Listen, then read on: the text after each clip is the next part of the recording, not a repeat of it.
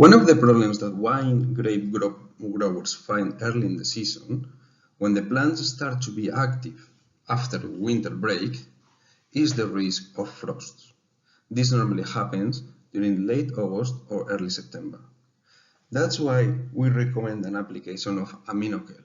This is because it contains the 5 most important plant hormones: abscisic acid, cytokinins, auxins, gibberellins, and ethylene. Traditionally, we have been told that it's the action of 2 hormones, abscisic acid and brasinosteroids, that helps plants to better resist cold stress. But current research supports the idea that it is actually a combination of all of the different hormones that increase the natural resistance of plants against frost damage. For instance, we know that auxins increases the membrane rigidity, gibberellins form proteins which confers tolerance against draft, salt, and cold stress. Abscisic acid and brasinosteroids regulates many of the genes which are associated with an increase of freezing tolerance. But also we know that when using kelp, the quality of the plants increases. This can be observed by an increase in the Brix content in the plants. The Brix content is actually a measure of the sugars. So with using kelp, we are actually increasing the sugar concentration in the plant. This is important because there is a relationship where higher amounts of sugars in the plant help to lower the freezing point. Finally, we know that other nutrients which we incorporate in our product, as iron and silica, help against frost as they help to increase the strength of the plants. One of the biggest issues that wine grape growers face during the harvesting time is the ripening homogeneity. The good news is that, as any other metabolic process in the plant, it is controlled by plant hormones.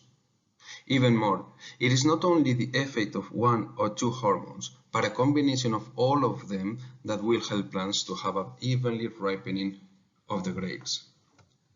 In the table, we can see that auxins, cytokinins, gibberellins, ethylene, polyamines, or brasinosteroids are needed to initiate the grape's maturity. This is happening at the fruit set stage.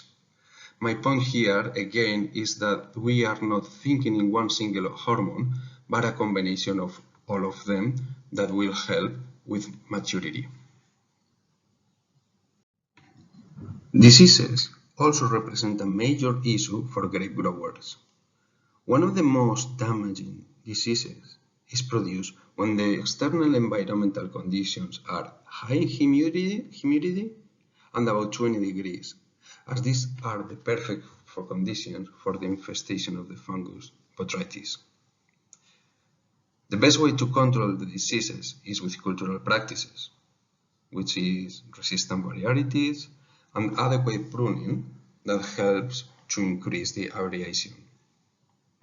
Different approaches with chemicals, which include fungicides, or different applications with sulfur and copper. But we can also think in a sustainable approach, because trichoderma, which is a plant beneficial fungi, has also shown good results.